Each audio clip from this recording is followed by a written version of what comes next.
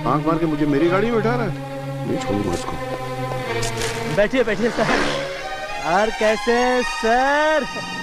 Sir इनसे मिलिए sir, ये मेरी होने वाली लाइफ पार्टनर है। हम लोग बहुत जल्दी शादी कर रहे हैं। सामने देखो एक्सीडेंट हो जाएगा। नमस्ते अंकल। नमस्ते बेटी नमस्ते।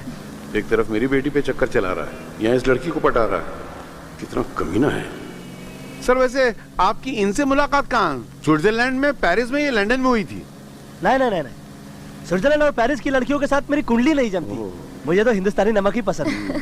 हाँ ये बात और है कि शादी करने के बाद सबसे पहले हनीमून मनाने के लिए मैं स्विट्जरलैंड ही जाऊंगा। बेटा स्विट्जरलैंड में नहीं, तेरा हनीमून मैं जेल में मनवाऊंगा।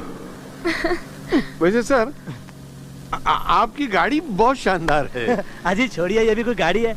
अरे ये तो खटारा है, खटारा। अरे ये तो हमने नौकरों के लिए रख रखी है, सब्जियां लाने वाले के लिए। मेरी गाड़ी नौकरों के लिए? सब्जियां